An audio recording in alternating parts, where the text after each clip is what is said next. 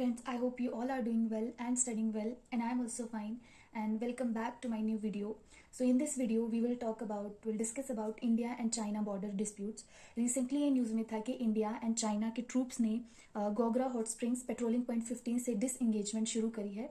सो ये हाल फिलहाल न्यूज़ में है. सो हम डिस्कस करेंगे लद्दाख में जो बॉर्डर डिस्प्यूट हो रहे हैं या रिसेंट पास्ट में होते आए हैं, उसको डिस्कस करेंगे कि क्यों इतने जो डिस्प्यूट्स रहते हैं इंडिया एंड चाइना के बीच में, बॉर्डर डिस्प्यूट्स रहते हैं. एंड हम हिस्ट्री से शुरू करेंगे कि हिस्ट्री में क्या क्या इवेंट्स रहे हैं, बाउंड्री लाइंस के बारे में डिस्कस करेंगे starting from the British government times. So stay tune with this video. So before directly jumping into the theory, हम सबसे पहले जियोग्राफिकल लोकेशन देख लेंगे. So this is Jammu and Kashmir का मैप. सो ये मैंने खुद ड्रॉ किया है, तो ये थोड़ा रियल इतना नहीं है, इसमें मिस्टेक्स है, बट ये क्योंकि मैंने हैंड से ड्रॉ करा है खुद.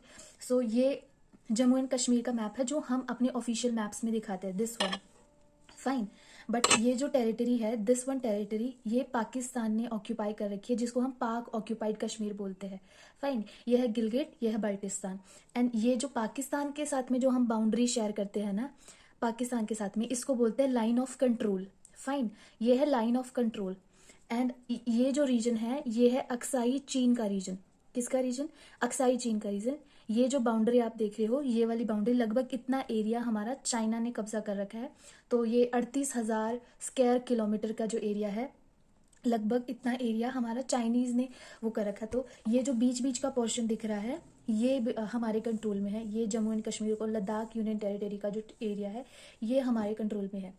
एंड जॉनसन्स लाइन कौन सी है? ये जो आप बोल्ड पेन से देख रही हो ना, ये जॉनसन्स लाइन है जो हम अपने ऑफिशियल मैप्स में दिखाते हैं. और इंडिया की गवर्नमेंट जॉनसन्स लाइन को लीगल और वैलिड बॉर्डर लाइन मानती है बिटवीन इंडिया एंड चाइना. ठीक है. तो ये जो टेरिटरी है, ये वाली टेरिटरी, ये जो रेड पेन से जिसमें चेक बॉक्स बनवाए हुए हैं, ये जो टेरिटरी है, ये पाकिस्तान ने चाइना को सीड कर दी थी 1963 में. इसको बोलते हैं शाक्सगाम valley. This area is Siachen Glacier. Fine. This area is Depsang Plains. This is Karakoram Parks. This is Daulat Beg Oldie. This is Galwan Valley. So it's like Depsang Plains. This is Galwan Valley. This is Gogra Hot Springs. And then this is Pangok So Lake. And then Chushul Valley. And this Demchok. Fine. So this is Galwan Valley. This is patrolling point 14. This is patrolling point 15. This is Gogra Hot Springs. Here this is Pangok So Lake, and this one is the north bank. This one is the south bank. Then Chushul Valley, and here this one is the Demchok region. Fine. So अभी recently ये news में था कि 8 सितंबर को Indian and Chinese troops ने अपनी disengagement कहाँ से शुरू करी है? पेट्रोलिंग पॉइंट 15 से. ठीक है. तो ये हो गया. अब इसके बाद में जो LAC है, अब इसको जो चाइना के साथ में अक्साई चीन की ये जो बॉर्डर लाइन है, इसको बोलते हैं line of actual control. Now Chinese कोई अलग बॉर्डर लाइन बताते हैं और इंडिया कोई अलग बॉर्डर लाइन बनाते हैं. बेसिकली इसमें कॉन्सेंसस नहीं है, जिसकी वजह से हम देखते हैं कि डिस्प्यूट्स होते रहते हैं. तो अकॉर्डिंग टू इंडिया जो LAC है वो 3,488 किलोमीटर लॉन्ग है, जबकि अकॉर्डिंग टू चाइना LAC है 2,000 किलोमीटर लॉन्ग है. फाइन. अब हम हिस्ट्री से शुरू करते हैं इसकी. तो कहानी की शुरुआत होती है 1865 से. सो 1865 में जॉनसन्स लाइन, कौन सी लाइन? जॉनसन्स लाइन इंट्रोड्यूस होती है, जिसमें according to that line 1/3 part of Aksai Chin was shown part of Kashmir. तो उस टाइम पे ब्रिटिश गवर्नमेंट ने चाइनीज ऑफिशियल्स के साथ में कंसल्ट नहीं किया, बिकॉज उस टाइम पे जो शिनजियांग रीजन है, जो चाइना का शिनजियांग रीजन है, जो ईस्ट तुर्किस्तान का रीजन है, वो उस टाइम पे चाइनीज कंट्रोल के अंडर नहीं था. इसलिए जो जॉनसन्स लाइन थी, वो ब्रिटिश गवर्नमेंट ने चाइनीज ऑफिशियल्स के साथ में कंसल्ट नहीं की.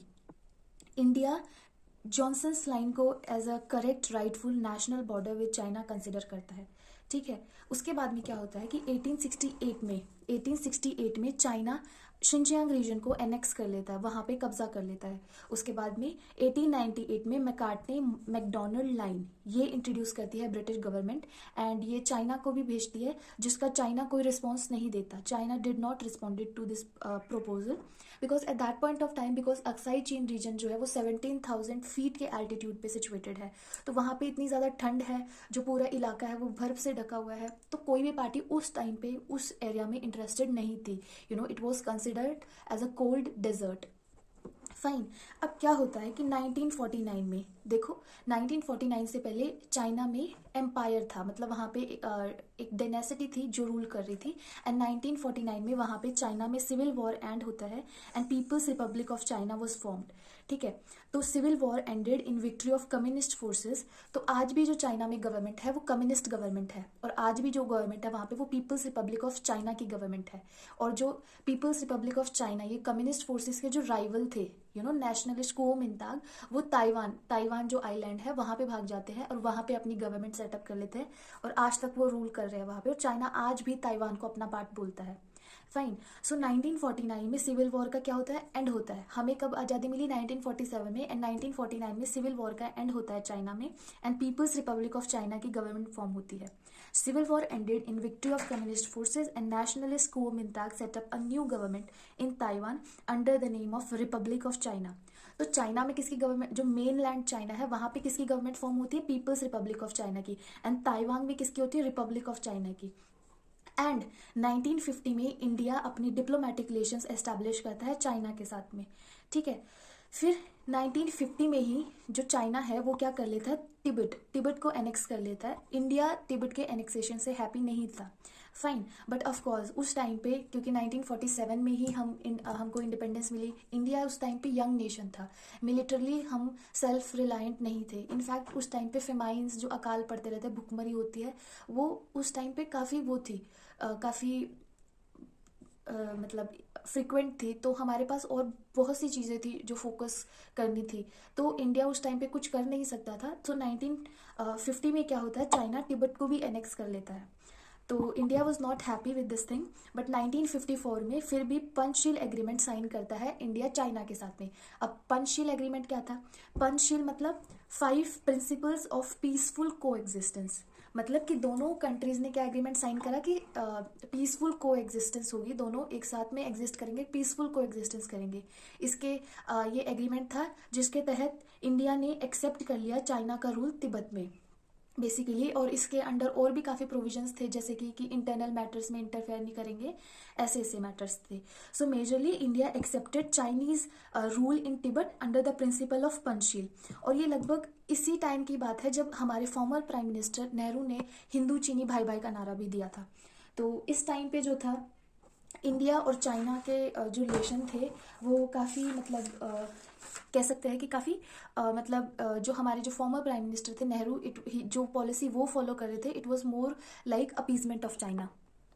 अब 1954 में हमने क्या करा, पंचशील एग्रीमेंट साइन करा, और 1954 में ही चाइनीज गवर्नमेंट क्या करती है कि अपने मैप्स में हमारा 1,20,000 किलोमीटर स्क्वायर हमारी टेरिटरी को अपने मैप्स पे दिखाती है।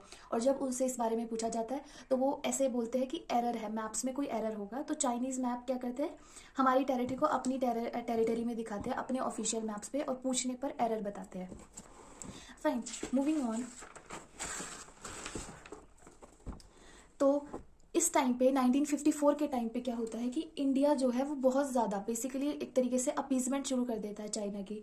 इनफैक्ट इंडिया, क्योंकि चाइना को तिब्बत का एनेक्सेशन करने की वजह से जो इंटरनेशनल और जो ग्लोबल लेवल पे जो प्लेटफॉर्म्स थे वहाँ से आइसोलेट कर दिया जाता है, तो इंडिया क्या करता है, इंडिया चाइना का माउथ पीस बन जाता है। India became mouth piece of China.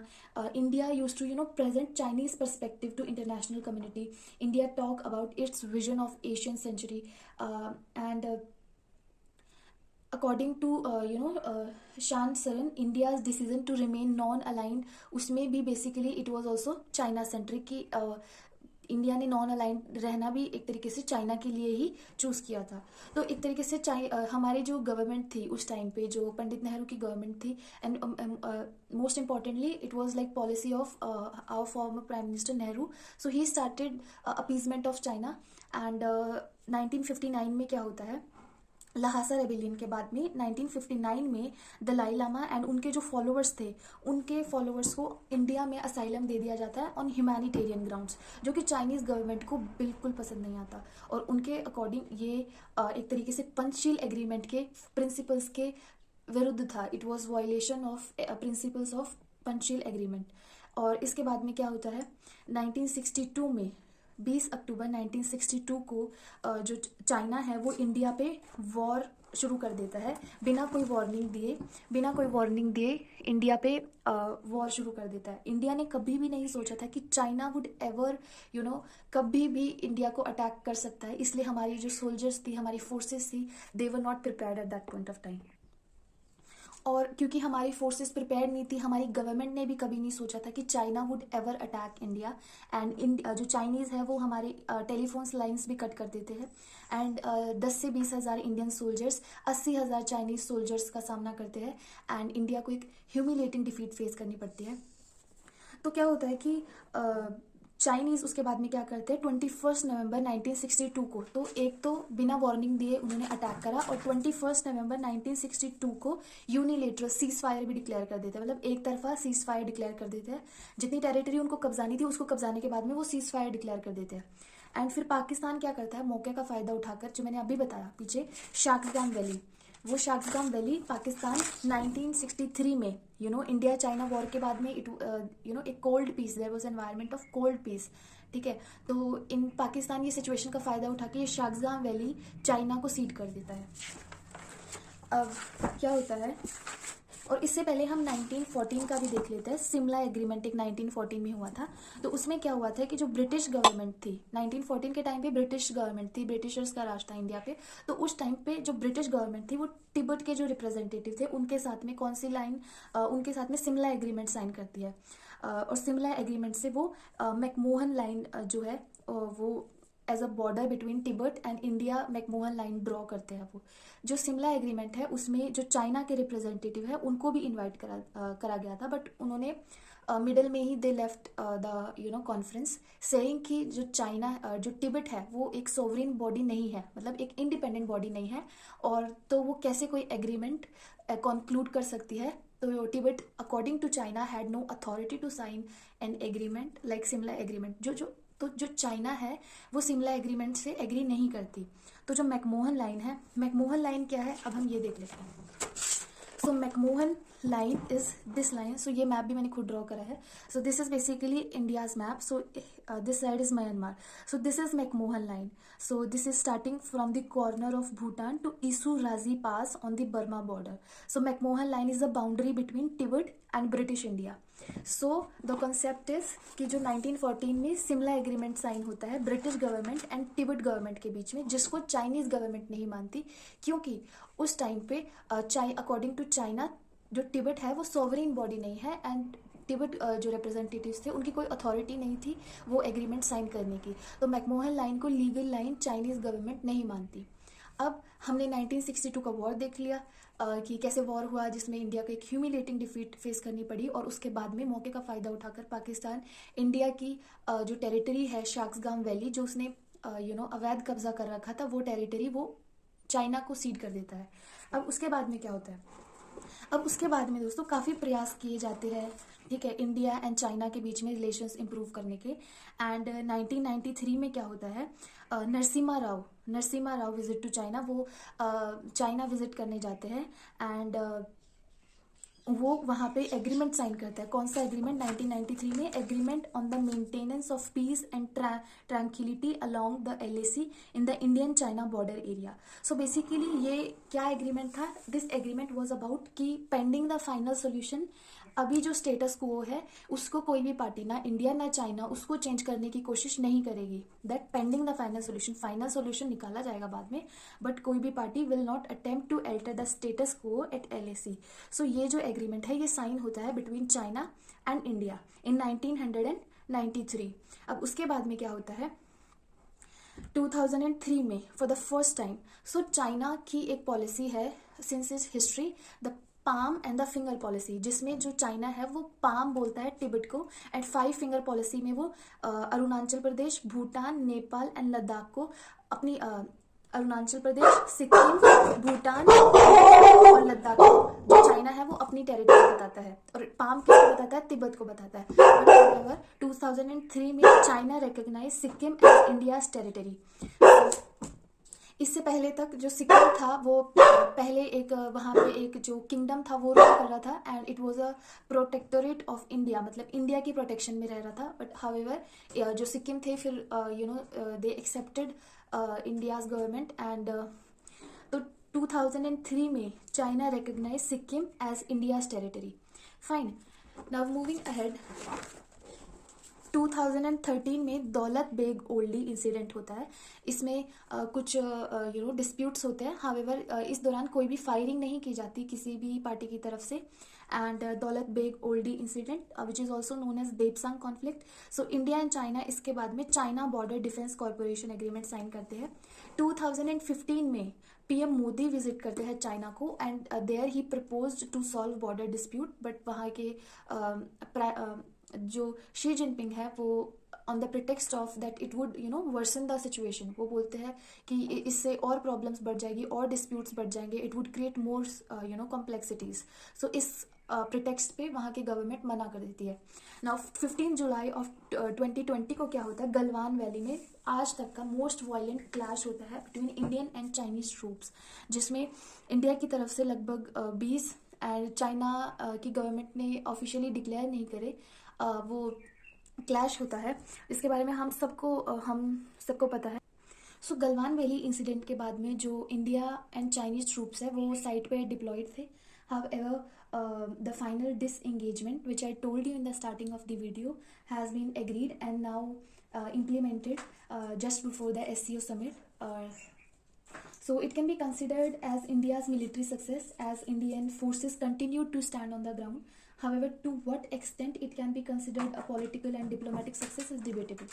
So this engagement is seen as India's compromise because India is trapped in China's net. Now why China does so? ठीक है, China करता क्यों है ऐसे से बार बार?